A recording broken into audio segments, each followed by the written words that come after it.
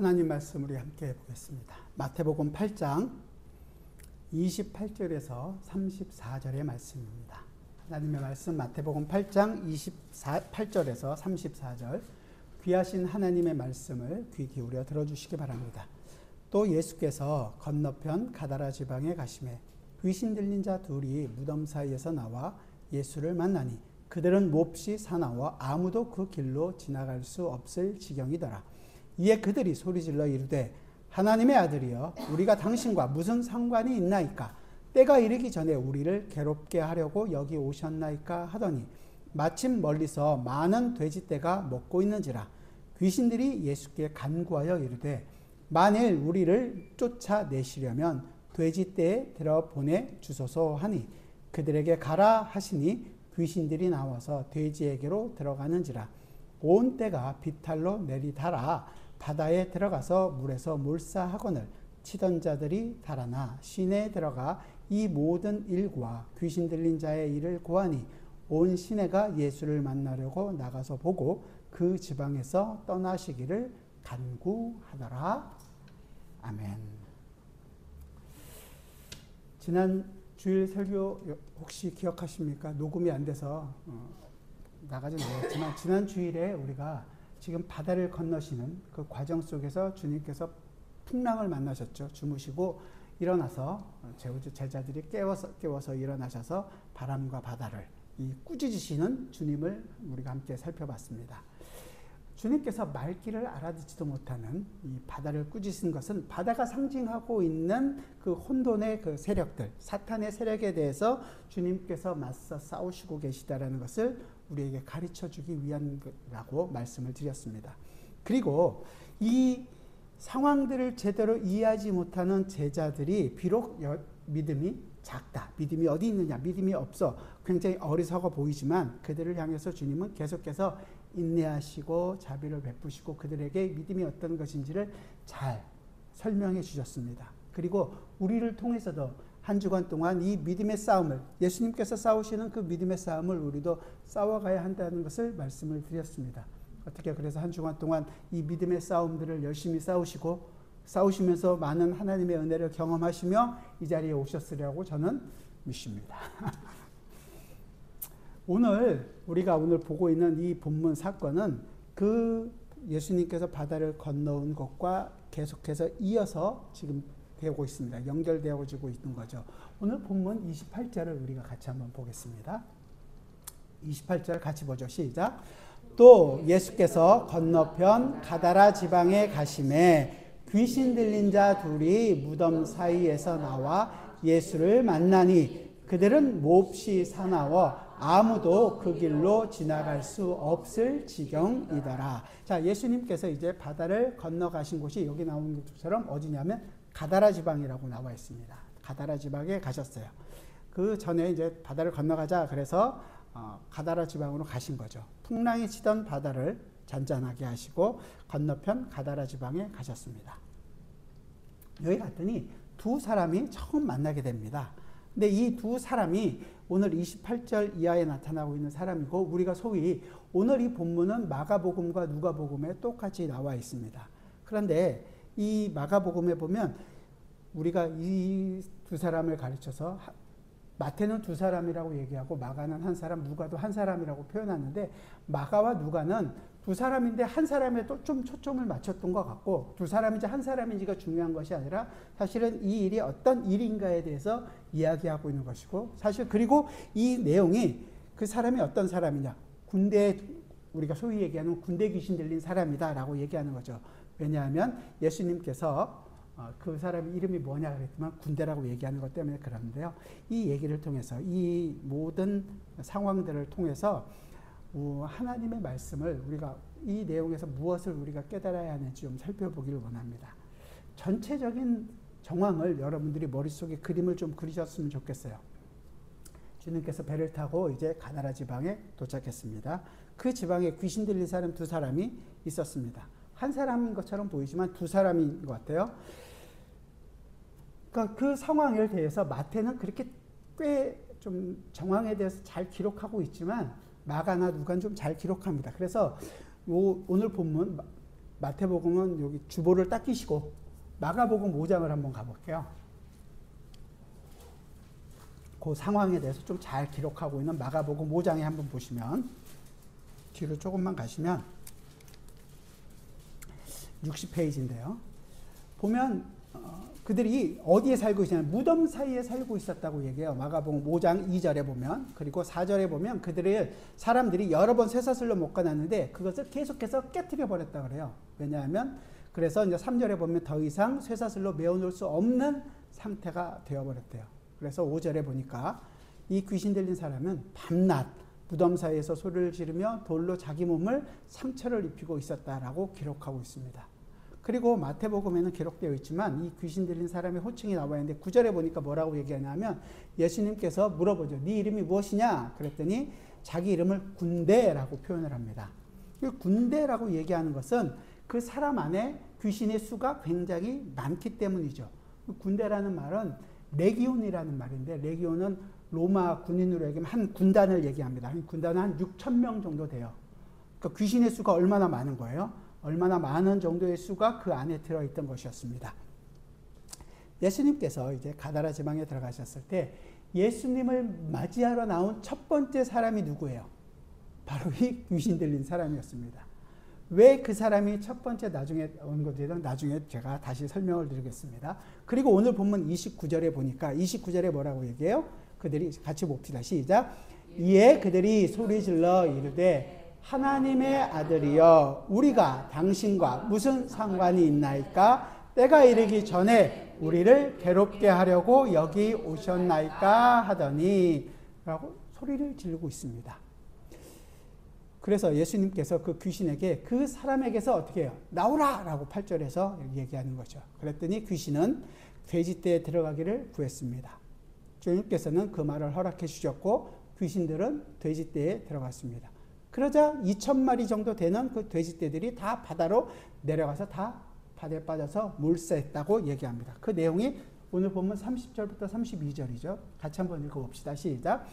마침 멀리서 많은 돼지떼가 먹고 있는지라 귀신들이 예수께 간구하여 이르되 만일 우리를 쫓아내시려면 돼지떼에 들여보내 주소서 하니 그들에게 가라 하시니 귀신들이 나와서 돼지에게로 들어가는지라 온 떼가 비탈로 내리달아 바다에 들어가서 물에서 물사하거늘. 전체적인 정황이 이렇게 진행된다라는 것을 말씀드렸어요. 근데 이 이야기에는 우리가 좀 이해하기 힘든 사실이 있습니다. 왜 귀신들은 돼지떼에 들어가기를 구해놓고 금방 바다에 들어가서 다 돌진해서 죽어버렸을까요? 돼지떼에 들어가도록 해달라고 얘기했다는 것은 어떻게든 사람에게서 아니라 나와서 이 땅에 붙어있고 그들은 살고 싶었다는 것인데, 근데 왜 바다로 달려가서 그들은 다 몰사했을까요? 그리고 더 중요한 것은 예수님께서 이 일을 행하는 것을 통해서 제자들, 따라가고 있는 제자들, 우리들에게 보여주고자 하시는 바가 과연 무엇이었을까? 귀신을 내쫓아냈다? 이것만 있는 걸까요? 그런 것은 아닐 것입니다. 주님은 지금 이 귀신과의 그 단판 싸움을 통해서 우리에게 지금 무엇인가를 가르쳐주고 계십니다. 그게 뭘까요? 그래서 그것을 이해하는 데 있어서 좀 어렵고 무효한 내용들이 이 안에 포함되어 있다는 것을 우리가 좀 생각을 해야 되는 거죠. 하나씩 우리가 살펴보도록 하죠. 여기서 보니까 돼지떼가 바다에 들어갔다는 사실에 우리가 조금 생각을 해봐야 됩니다. 지난주 기억하시냐면 바다가 가지고 있는 것이 그냥 잔잔한 갈릴리 바다 이것이 아니라 성경이 이야기하고 있는 바다, 이것이 어떤 것을 의미하고 있는지 조금 생각을 해봐야 되는 겁니다. 성경이 가지고 있는 전체적인 이 세계관이 출애굽기에 보면 나오는 것처럼 3층으로 되어 있다 그래요.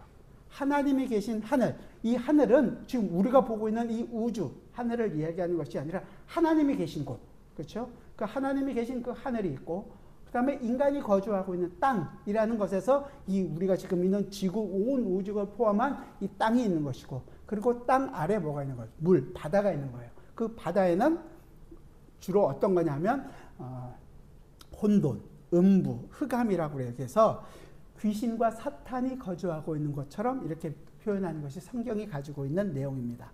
그래서 우리가 요나가 하나님 말씀을 거역하고 도망가다가 물에 빠졌잖아요. 물에 빠져서 물고기가 잡아주겠을 때 내가 그 수월의 깊은 곳에 닿았다라고 표현한단 말이에요. 사탄이 거주어준 곳, 혼돈, 흑암, 암흑의 권세가 있는 곳이라고 얘기하는 것입니다.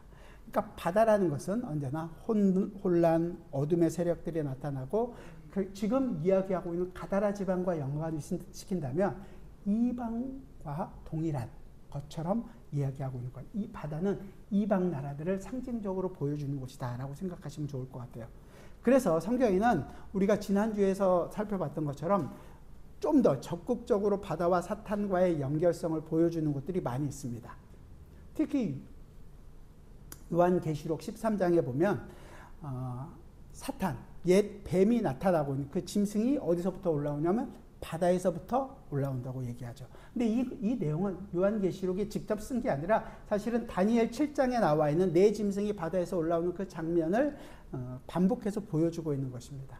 그리고 조금 더 아주 좀 직접적으로 표현해주고 있는 것이 시편 74편입니다.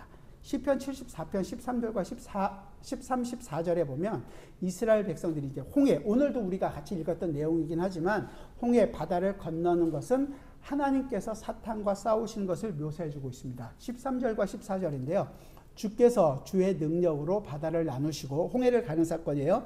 물 가운데 용들의 머리를 깨트리셨으며 그 가는 사건을 용의 머리를 깨트리셨다고 표현하는 거고 리워야단의 머리를 부수시고 이 용과 리워야단은 뱀 같은 말이고요. 그것을 사막에 사는 자에게 음식물로 주셨으며 홍해 물을 가린 사건을 용의 머리를 깨트리셨다라는 거예요. 용의 머리를 깨트렸다.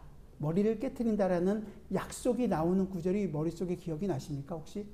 창세기 3장 15절. 사탄을 하나님께서 심판하시면서 뭐라 그래요? 내가 너로 여자와 원수가 되게 하고 내 후손도 여자의 후손과 원수가 되게 하리니 여자의 후손은 내 머리를 사탄의 머리를 상하게 할 것이요 너희는 그의 발꿈치를 상하게 할 것이라. 그 약속이 이루어진다라는 것을 보여주고 있는 것입니다. 그 내용은 이사야 51장에서도 똑같이 나오죠. 이사야 51장 9절과 10절에서 똑같이 홍해를 가른 사건을 사탄을 쳐서 무찌른 사건이라고 얘기합니다.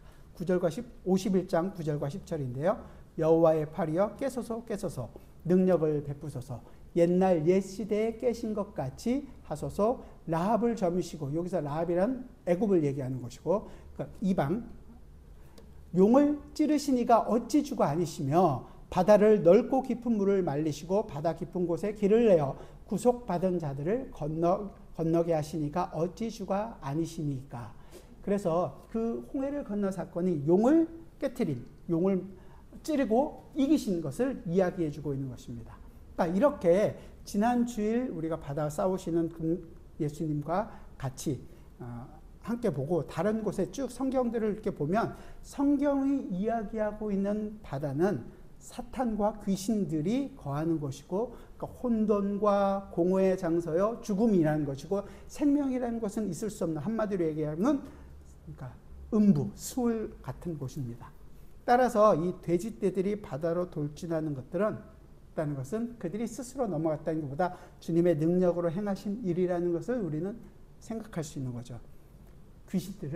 귀신들이 있어야 할 그곳으로 음부로 돌려보내셨다. 이렇게 생각할 수 있는 것입니다.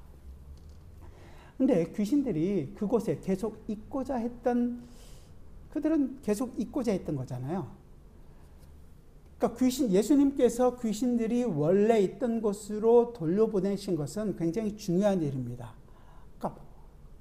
그런데 우리가 조금 생각해 보면 귀신들은 왜 그러면 돼지떼에게 들어가게 해달라고 해놓고서 들어가자마자 바로 그냥 바다로 뛰어들어서 몰세했을까? 우리가 생각하지 않을 수가 없는 거 아니겠어요? 이 사건을 보고서 귀신들이 그렇게 했는지 이해가 잘 안 되는 이유는 사실은 돼지떼에 들어간 귀신들이 자발적으로 다 뛰어서 들어갔다라고 생각하기 때문에 이게 좀 쉽게 안 풀리는 거예요. 하지만 자발적으로 한 것이 아니라 귀신들이 돌진한 것은 예수 그리스도께서 그 일을 이루셨다라는 거예요. 앞서 본문에서 바다와 싸우신 주님께서 여기서는 그 귀신들을 결박하시고 그들의 처소인 영원한 음부로 그들을 쳐 넣으신 거죠. 내모셨다는 것입니다. 이렇게 행하신 데에는 굉장히 중요한 배경이 있습니다. 그것은 귀신과의 대화에서 조금 우리가 찾아볼 수 있습니다. 귀신들이 하는 말 속에서 우리는 이 내용이 어떤 것인지를 조금 알 수 있습니다. 아까 읽었던 29절을 제가 다시 한번 읽어드릴게요. 본문 29절인데요. 이에 그들이 소리질러 이르되 하나님의 아들이여. 귀신들은 정말로 예수님께서 하나님의 아들인가, 어떤 분이신지를 귀신같이 아는 거죠. 귀신이라 귀신같이 아는지 몰라도 제자들은 하나님의 아들이라는 것은 아직까지 모르고 있습니다. 그럼에도 불구하고 이 귀신들은 알아서 하나님의 아들이여. 마가복음은 지극히 높으신 하나님의 아들이여, 아들 예수여, 이렇게 얘기하거든요. 하나님의 아들이여, 우리가 당신과 무슨 상관이 있나이까? 때가 이르기 전에 우리를 괴롭게 하려 여기 오셨나이까? 하더니, 마가복음 5장은 6절과 7절에서 똑같이 이렇게 얘기해요. 그가 멀리서 예수를 보고 달려와 절하며 큰 소리로 부르짖어 이르되 지극히 높으신 하나님의 아들 예수여, 나와 당신이 무슨 상관이 있나이까? 원하건대 하나님 앞에 맹세하고 나를 괴롭히지 마옵소서 하니, 귀신들이 예수님께 하는 이야기가 똑같은 부분이, 나와 당신이 무슨 상관이 있습니까? 왜 나를 괴롭게 하십니까? 나를 괴롭게 하지 마십시오 라고 얘기하고 있죠. 왜 귀신은 이런 식으로 얘기했을까요? 우리가 본문을 읽으면서 이유를 깊이 생각하지 않기 때문에 잘 깨닫지 못하는 말인데, 이 말은 당신은 내 일에 상관하지 마십시오. 지금 이 이야기를 하고 있는 것입니다. 귀신들이 예수님께 와서 당신은 내 일에 상관하지 말아주십시오 라고 얘기했다는 것은 거기에서 지금 귀신들이 무언가 일이 있었다는 것이죠. 그리고 주님께서 거기에 오신 일은 자기가 지금 하고 있는 일에 해방이 되니까 나하고 상관이 없습니다. 왜 나를 괴롭게 하십니까? 지금 이 일을 얘기를 하고 있는 것입니다. 그러면 거기서 무슨 일을 했느냐? 이 사실을 알기 위해서는 지금 그 지역이 어느 지역인지를 우리가 조금 생각해 봐야 됩니다. 주님께서 가신 이 지방이 가다라 지역입니다. 마가복음은 거라사라고 되어 있습니다. 둘은 거의 비슷한 지역이에요.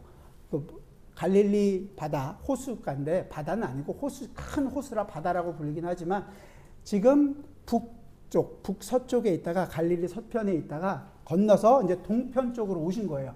동쪽에 있는 지역입니다. 그 지역에 가까운 곳이 가다라고, 거기보다 조금 떨어진 곳이 거라사입니다. 보통은 거라사라고, 그러니까 모든 사람들이 일컬어지는 지역이에요. 둘은 별로 그렇게 구별하지 않고 다 부르던 그런 지역이었습니다.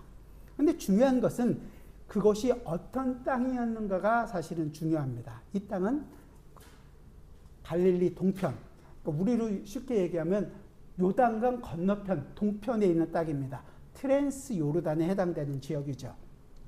그리고 우리가 가나안 정복 전쟁 시기의 내용을 통해서 우리가 알 수 있는 것처럼, 이스라엘이 원래 가나안 땅에 들어가기 전에 이 트랜스 요단강 동쪽에 있는 땅을 정복했었습니다.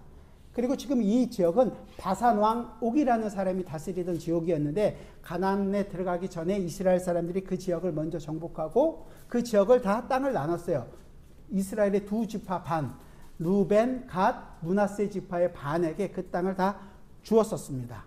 이 내용이 이제 신명기 초에 2장, 3장 요 기억에 기록되어 있는데요. 이 트랜스 요르단 지역에 속했던 이 거라사의 땅은 원래는 이스라엘이 정복 전쟁에서 이스라엘 유대의 땅이 유대인 사람들이 거주했던 땅이었습니다.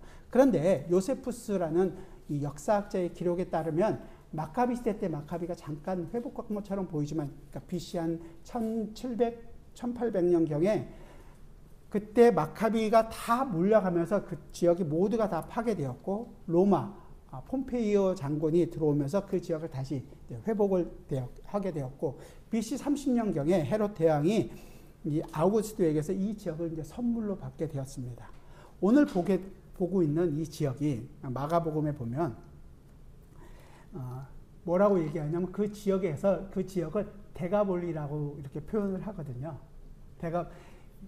귀신 들린 사람이 다 귀신이 쫓아나고 난 다음에 예수님을 따르고자 했지만, 예수님이 떠날 때, 예수님을 따라가고자 했을 때 예수님께서 그러지 않고 너 이 지역에 남아서 이 지역에다 전하라 그러면서 그 사람이 데가볼리 지역에서 전했다라고 얘기해요. 데가볼리라는 지역이 뭐냐면 데카라는 것이 열이라는 열이고 볼리는 폴리스 그래서 도시를 뜻합니다. 10개의 도시라는 뜻이에요. 데가볼리가 그러니까 10개의 지역을 이야기하고 있는 것입니다.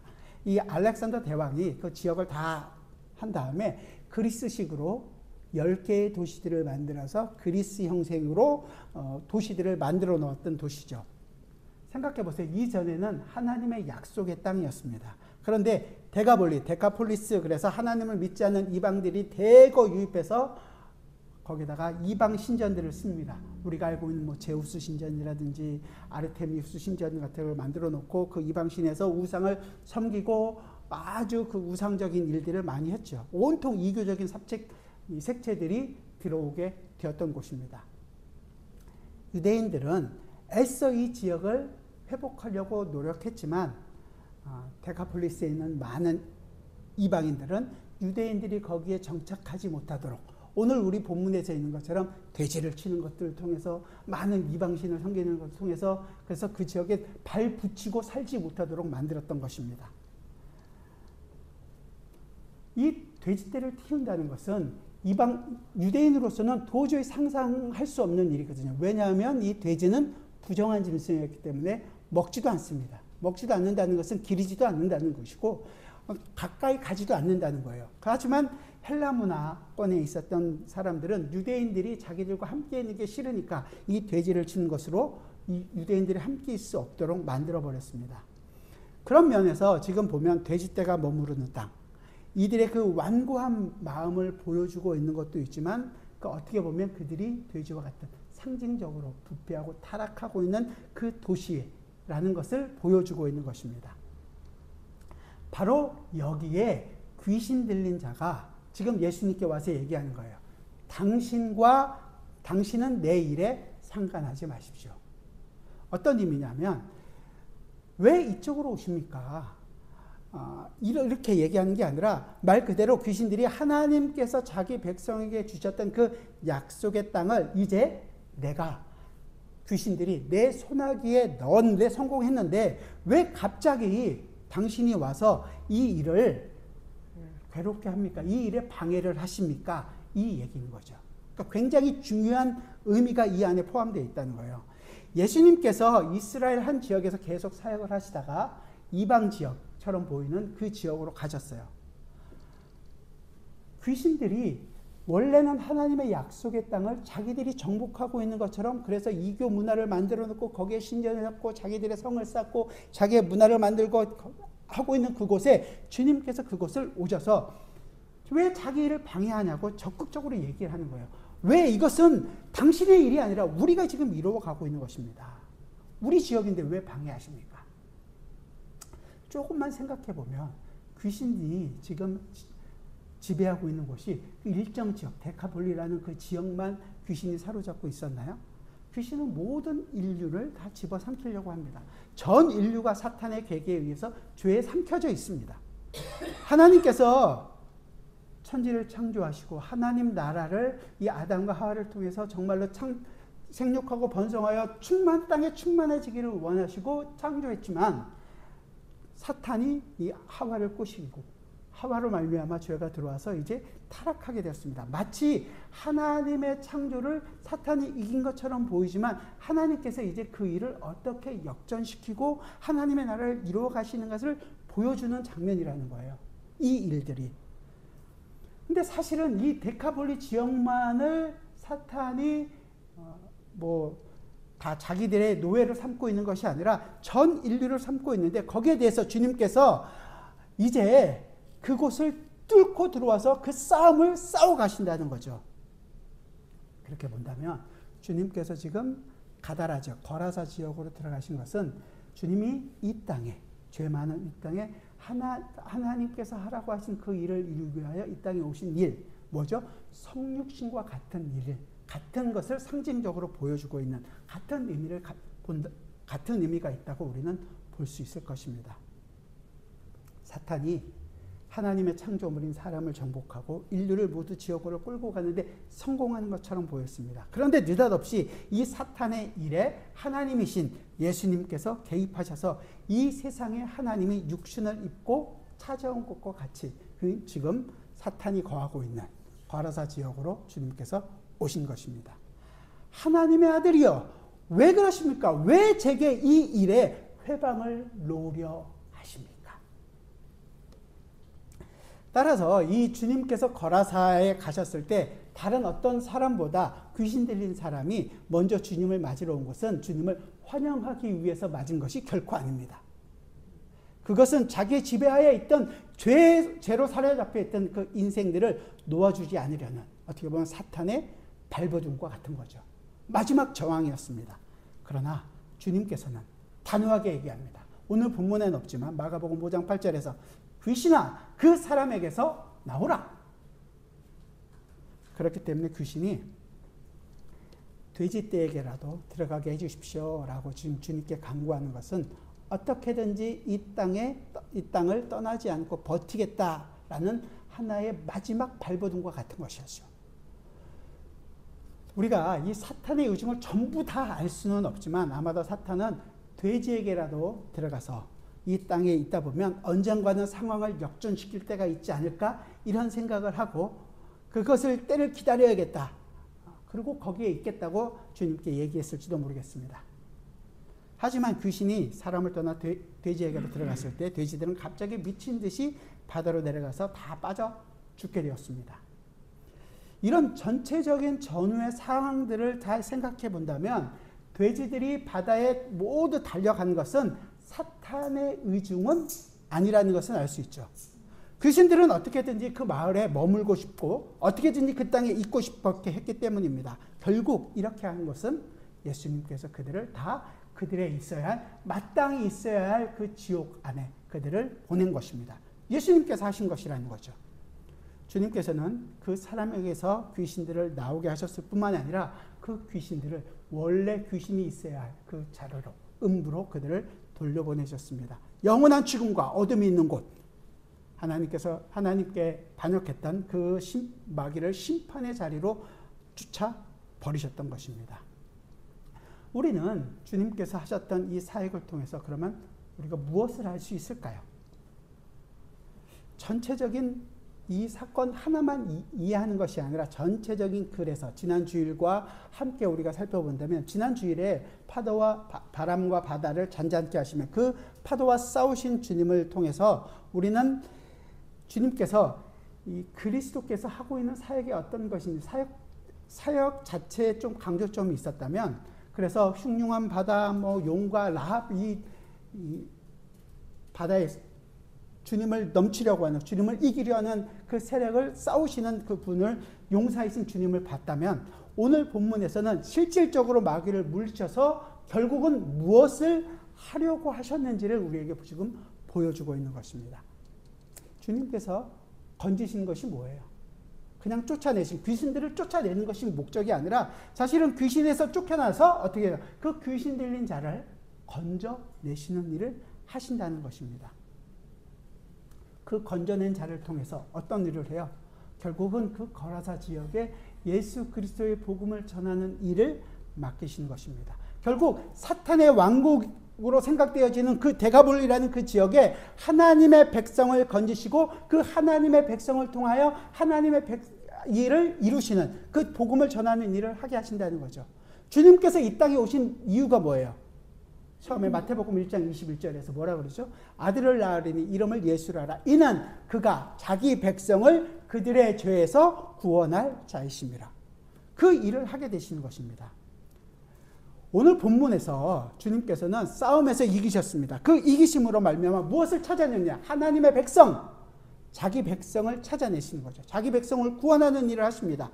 그렇게 우리는 이 싸우시는 그리스도와 자기 백성을 되찾으시는 그리스도를 우리가 함께 바라볼 수 있게 되는 것입니다. 주님은 자기 백성을 위해서 싸우시고 결국은 자기 백성을 되찾아오시는 분이십니다. 그 일에 대해서 주님은 조금의 실수도 조금의 실패도 없으십니다. 귀신은 대가볼리라는 곳에 계속 머물고 싶었지만 주님이 있는 그곳에 주님은 그것을 용납하지 않으셨습니다. 귀신은 음부로, 영원한 사망의 권세로, 사망이 있는 곳으로 쫓아내버셨습니다. 우리는 오늘 이 주님께서 귀신을 물리치시고 자기 백성을 찾으시는 사역을 행하셨다라는 말씀을 우리가 함께 살펴봤습니다. 우리를 흑암으로부터 구원하시기 위하여 이 사탄의 권세와 싸우시고 자기 목숨을 대성물로 주시는 이 주님을 생각한다면 우리는 이 본문을 통해서 주님께서 우리 하나님의 백성을 얼마나 사랑하시는지를 충분히 알 수 있습니다. 그렇게 해서 오늘 이 본문이 여기서 끝났으면 얼마나 좋을까요? 그런데 오늘 본문은 여기서 끝나지 않습니다. 33절과 34절이죠. 오늘 마지막은 귀신 들린 자를 온전케 하신 예수 그리스도를 보고 그 지역 사람들이 반기거나 사탄의 왕국을 몰아내고 하나님의 백성을 오신 용사이신 그리스도를 기뻐하는 모습으로 끝나지 않습니다. 33절, 34절 우리 같이 한번 읽어봅시다. 시작. 치던 자들이 달아나 시내에 들어가 이 모든 일과 귀신 들린 자의 일을 고하니 온 시내가 예수를 만나려고 나아가서 보고 그 지방에서 떠나시기를 간구하더라. 마가복음 5장도 똑같이 읽습니다. 16절 17절인데요. 제가 읽어드릴게요. 이에 귀신 들렸던 자가 당한 것과 돼지의 일을 본 자들이 그들에게 알림해 그들이 예수께 그 지방에서 떠나시기를 간구하더라. 하나님의 아들이 이 땅에 오셔서 사탄과의 싸움을 싸워서 사탄의 왕국을 다 몰아내버리셨습니다. 그랬더니 되돌아온 것은 열렬한 환영 이것이 아니었죠. 사람들은 입을 모아서 그분께 얘기합니다. 여기를 떠나가 주십시오. 왜 그들은 귀신 들린 사람을 성하게 하신 예수님이 떠나시기를 구했을까요? 마가복음 전체적인 정황을 보면 그 지방 사람들이 이 귀신 들린 사람을 쇠사슬로도 채워보고 온갖 노력을 다했지만 그렇게 고생을 하고 심지어 그 사람이 있는 쪽으로 다니기도 무서워했음에도 불구하고 그 사람이 그 귀신으로부터 노임을 받았으면 모두가 기뻐하고 이 일에 대해서 다 감사해야 되는데 그 일을 이루신 예수님을 환영하지 않고 오히려 쫓아냅니다. 대답은 어렵지 않게 찾을 수 있습니다. 그들의 재물이 큰 손해를 봤기 때문입니다. 마가복음에 보면 이 돼지떼가 약 거의 한 2,000마리 정도 됐다고 얘기해요. 요즘도 시골에서 한 사람이 2,000마리를 치는 사람은 없습니다. 보통 축사에 많아야 100마리에서 500마리 그 정도 있을 텐데 옛날에는 어떻겠어요? 그러니까 2,000마리라는 것은 그 지역에 있는 모든 사람들 거를 다 모아서 지금 하고 있는 거예요. 수많은 사람들이 그 돼지의 주인이었을 겁니다.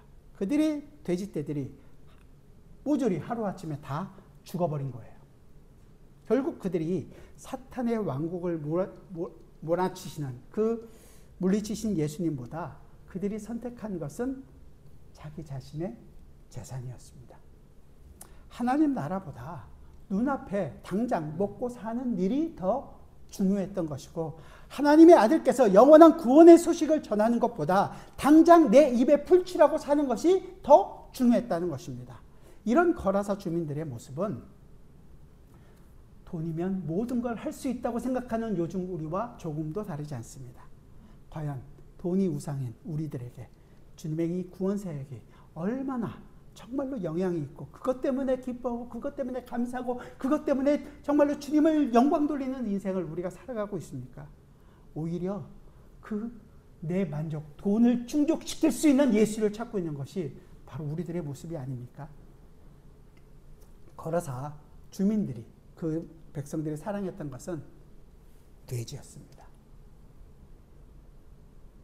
다시 한 번 더 이 돼지가 갖고 있는 의미를 생각해보세요. 부정한 짐승이었습니다. 재산으로서는 의미가 있지만 상징적으로는 그거는 부정한 것이었습니다. 하나님 나라였던 그 요단강 동편 지역이 이방 우상들의 제물이 되었을 뿐만이 아니라 거기 사는 모든 사람의 의식도 마치 부정한 짐승인 돼지같이 된 것이었습니다.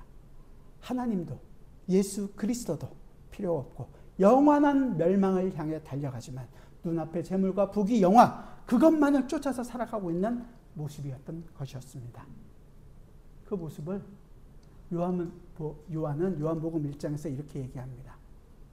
요한복음 1장 10절에서 세상이 그로 말미암아 지은 바 되었으되 세상이 그를 영접하지 그를 알아보지 못했다. 그래서 11절에서 자기 땅에 오매 자기 백성이 영접하지 않았다. 5절에서 요한복음 1장 5절에서 빛이 어두움에 비치되 어두움이 깨닫지 못했다. 주님께서는 자기 백성을 구원하기 위하여 사탄의 왕국을 무너뜨리러 이 땅에 오셨습니다. 하지만 그는 환영받지 못했고 환영받지 못하는 왕으로 이 땅에 오셨습니다. 사람들은 그를 외면했고 주님의 사역은 정말로 천대받고 멸시를 받았습니다. 말씀을 마치려고 합니다. 주님은 이 땅에 오셔서 하나님 나라의 일, 하나님의 백성들, 자기 백성을 구원하는 일에 조금도 망설이지 않고 그 일을 해나가는 데서 열심을 다하셨습니다. 그러나 사람들은 그 예수를 받아들이지 않았죠. 하지만 이 일을 옆에서 보고 있던 제자들은 어떤 생각이 들었을까요? 이 일이 진짜 참 제자가 누구인가를 보여주고 있는 사건이라는 것을 머릿속에서 지우셔서는 안 됩니다. 그래서 예수님께서는 이 사탄의 권세를 지금 몰아내시고 물리치고 계시는 바로 이 하나님의 아들 예수 그리스도시구나 라는 것을 우리로 하여금 알게 되는 것입니다. 알아야 되는 것이고 그 예수 그리스도를 영접하고 예수 그리스도께서 하신 일을 항상 생각하고 따라가는 자가 바로 참 제자라는 것을 이해하는 것이죠. 귀신에게서 노임을 받은 이 제자가, 이 사람이 예수님이 떠나시려고 할 때 따라가려고 합니다. 예수님께서 뭐라고 할까요? 누가복음으로 가보죠. 같은 병행 구절인데 누가복음 8장 38절과 39절입니다. 마지막으로 이 본문을 한번 찾아볼까요? 누가복음 8장 38절 39절 우리 같이 한번 읽어볼까요? 같이 읽어봅시다. 시작. 귀신 나간 사람이 함께 있기를 구하였으나 예수께서 그를 보시며 이르시되 집으로 돌아가 하나님이 내게 어떻게 큰 일을 행하셨는지를 말하라 하시니 그가 가서 예수께서 자기에게 어떻게 큰 일을 행하셨는지 온 성내에 전파하니라. 어떻게 됐다고요? 주님께서 자기에게 이루신 그 구원의 모든 일들을 가족들에게 전하고 그 성에서 전하고 그 일이 이루어졌던 구원의 일들을 전하는 일을 해나가기 시작합니다. 제자로서의 삶을 살아가는 거죠. 이 귀신 나간 사람은, 귀신에서부터 노임을 받은 이 사람은 자기에게 이루어졌던 이 구원의 일들을 전합니다. 그러나 그의 인생도 예수님께서 이 땅에서 살아가셨던 그 인생과 똑같은 인생을 살게 될 것입니다. 예수님이 뭐라 그러셨어요? 몇 주 전에 배운 것처럼 인자는 머리 둘 곳이 없다. 그 삶을 살아가는 거죠. 고난의 삶을 살게 될 것입니다. 십자가의 길을 걷는 자의 삶을 살게 될 것입니다. 하지만 이 길을 주님께서는 우리에게만 가라고 얘기하는 것이 아닙니다. 이 길을 걸어가게 하기 위하여 주님은 주님 자신을 내어주셨습니다. 우리는 오늘 이 성찬을 합니다. 이 성찬의 떡과 잔을 먹고 마시는 것이 그저 한번 매달마다 하는 하나의 행사가 아니라 바로 예수 그리스도께서 우리와 함께 이 길을 걸어가고 있다는 것을 상징적으로 보여주는 것입니다. 떡과 잔이 떡이 우리에게 들어와서 힘을 발휘하고 이 잔으로 말미암아 우리가 무슨 특별한 힘을 발휘하는 것이 아닙니다. 영적으로 우리가 함께하고 있는 예수 그리스도를 우리가 기억하고 우리가 내 싸움을 내가 싸우는 것이 아니라 그리스도께서 싸우신 싸움을 싸우는 것이고 그리스도께서 승리한 승리를 나로 하여금 같이 이 길을 걸어가게 하는 것이고 이 길 안에서 하나님의 나라가 정말로 우리 안에서 이루어지고 있다는 것을 우리가 경험하게 하는 것입니다. 그래서 우리는 이 일을 게을리하지 할 수가 없는 것입니다. 그래서 우리가 조금이라도 주저하거나 포기할 수가 없는 것입니다. 왜냐하면 우리 속에 있는 예수 그리스도께서 오늘도 우리를 통하여 하나님의 나라를 이루어 가시기 때문입니다. 우리는 이 상징적으로 이 성찬을 통하여 그리스도께서 나와 함께 이 길을 걸어가고 있다는 것을 알게 하시고 그리스도로 말미암아 내가 정말로 승리한 하나님의 나라를 경험하게 된다는 것을 알게 될 것입니다. 이 성찬에 참여하시고 이 길을 함께 걸어가는 저희 모두가 되기를 부탁드립니다. 기도하겠습니다. 감사합니다. 주님, 죄의 세력에 사로잡혀 있었던 우리를 주님께서 그 세력 앞으로 다가와 주십니다. 그리고 그 사탄의 세력을 그 사람에게서 나오라 쫓아내십니다. 그들이 있어야 하는 그 음부의 권세 안으로 쫓아내 버리시고 우리로 하여금 예수 그리스도로 말미암아 하나님의 백성을 삼아 주셨습니다. 오 주님 감사합니다. 우리가 어떻게 무슨 자격으로 주님의 백성이라는 소리를 들을 수 있으며 하나님의 백성으로 살아갈 수 있겠습니까? 그러나 이 놀라운 구원의 은혜를 입었사오니 주님 다른 어떤 것으로 주님 우리가 살아가는 것이 아니라 내 능력, 내 어떤 노력, 내 수고로 주님께 영광을 돌리는 것이 아니라 하나님께서 우리 속에서 이루게 하시는 하나님의 나라를 우리가 경험하고 예수 그리스도와 함께 이 길을 동행하는 것을 통하여 주님이 나와 함께하고 있다는 것을 증거하는 정말로 참 제자로서의 삶을 매일매일 살아갈 수 있는 저희 모두가 되게 하여 주옵소서. 지치지 않고 가겠습니다. 주여 우리와 함께하여 주옵소서. 이제 주님 성찬을 통하여 주님께서 우리를 버리지 않고 또 주님께서 우리와 함께 이 길을 걸어가고 있다는 것을 기억하고 이 성찬의 떡과 잔을 우리가 함께 먹고 마시기를 원합니다. 주님이 성찬을 통하여 하늘의 놀라운 복을 우리에게 채워 주옵소서. 예수 그리스도의 이름으로 기도드리옵나이다. 아멘.